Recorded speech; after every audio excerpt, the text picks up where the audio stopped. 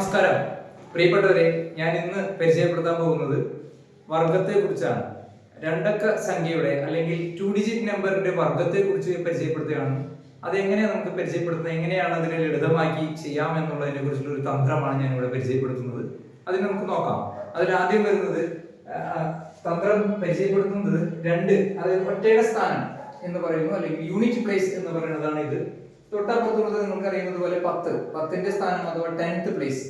Unit പ്ലേസും 10th പ്ലേസും തമ്മിലുള്ള unit പ്ലേസിൽ 5 വരുന്ന 2 ഡിജിറ്റ് നമ്പറുകളുടെ എല്ലാത്തിന്റെയും വർഗമാണ് ഞാൻ ഇവിടെ പരിചയപ്പെടുത്തുന്നത്. അതിനുള്ള ഒരു തന്ത്രമാണ് പരിചയപ്പെടുത്തുന്നത്.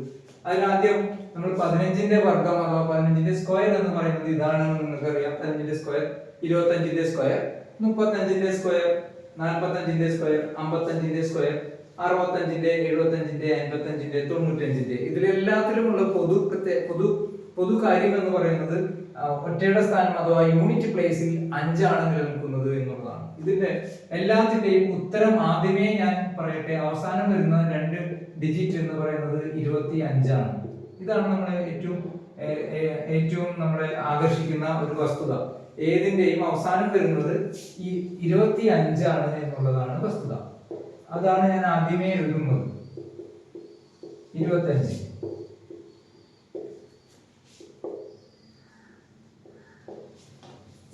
ആണ് രണ്ടാമത്തെ വസ്തുത. നമുക്ക് ഇതിന്റെ മുൻപിലുള്ള അക്കങ്ങളെ തിരിച്ചറിയുന്നതിന് അല്ലെങ്കിൽ ഡിജിറ്റ്സിനെ അറിയുന്നതിന് വേണ്ടി നമ്മൾ ഇവിടെ നോക്കുന്ന ഒരു കാര്യം എന്താണ് നോക്കൂ. ഇവിടെ 1 ആണെങ്കിൽ 1ന്റെ സക്സസീവ് നമ്പർ ഓഫ് 1 ഏതാണോ ഉള്ളത് അതിന്റെ തൊട്ടടുത്ത നമ്പറിനെ നമ്മൾ എടുക്കുകയാണ്. 1ന്റെ സക്സസീവ് നമ്പർ എന്ന് പറയുന്നത് അല്ലെങ്കിൽ അടുത്ത സംഖ്യ എന്ന് പറയുന്നത് 2 ആണ്. അപ്പോൾ 1 × 2 ഗുണിച്ചു കഴിഞ്ഞാൽ നമുക്ക് കിട്ടുന്നത് എന്താണോ അതാണ് നമ്മൾ ഇവിടെ എഴുതേണ്ടത്. 1 × 2 2 ആണ്. The answer is 225 is the square of 15. 225 is the square of 15. 15ന്റെ വർഗം 225 ആണ്. അതുപോലെ 25ന്റെ വർഗം എന്ന് പറയുന്നത് 2ന്റെ സക്സസീവ് നമ്പർ അല്ലെങ്കിൽ 2ന്റെ തൊട്ടടുത്ത സംഖ്യ എന്നത് നിങ്ങൾക്കറിയാം 3 ആണ്. 2 × 3 എന്ന് പറയുന്നത് 6 ആണ്. അപ്പോൾ ഉത്തരം ഏതാണ്? 625 ആണ് 25ന്റെ വർഗം.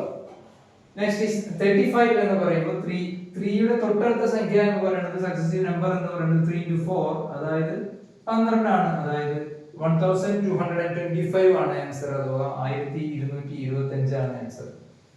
5 ആണ്. സ്വാഭാവികമായിട്ട് 5ന്റെ തൊട്ടടുത്തുള്ള സംഖ്യ എന്ന് പറയുന്നത് 4 ആണ്. 4ന്റെ തൊട്ടടുത്തുള്ള സംഖ്യ എന്ന് പറയുന്നത് 5 ആണ്. അപ്പോൾ 4 × 5 എന്ന് പറയുന്നത് എന്താണ്? 20 ആണ്. Answer is 2025. 2025 ആണ് 45ന്റെ വർഗം. 55ന്റെ വർഗം എന്ന് പറയുന്നത് അല്ലെങ്കിൽ സ്ക്വയർ എന്ന് പറയുന്നത് 5 × 6. 5ന്റെ സക്സസീവ് നമ്പർ 5ന്റെ തൊട്ടടുത്ത സംഖ്യ എന്നത് 6 ആണ്. അതുകൊണ്ട് 5 × 6 30.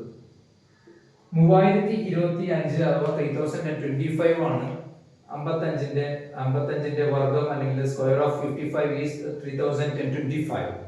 65ന്റെ വർഗം അഥവാ 65ന്റെ സ്ക്വയർ എന്താണെന്ന് ചോദിച്ചാൽ 6 × 7 എന്താണെന്ന് പഠിച്ചാൽ മതി. 6ന്റെ സക്സസീവ് നമ്പർ ആണ് 7. അതുകൊണ്ട് 6 × 7 എന്ന് പറയുന്നത് 42 ആണ്. So answer is 4221. 4225.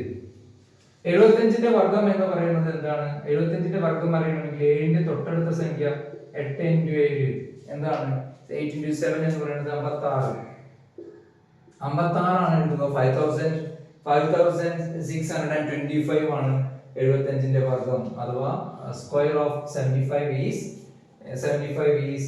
5625. Next is 85. 8 കഴിഞ്ഞാൽ അടുത്ത സംഖ്യ 9 ആണ്. 9 × 8 72 ആണ്. So the square of 85 is 7225. 9 കഴിഞ്ഞ തൊട്ടടുത്ത സക്സസീവ് നമ്പർ എന്ന് പറയുന്നത് 10 ആണ്. 10 × 9 90. The answer is 9025. ഇത് ഏറ്റവും ലളിതമായ മാർഗമാണ്. കുട്ടികൾക്കും വലിയവർക്കും ഒക്കെ ഏറ്റവും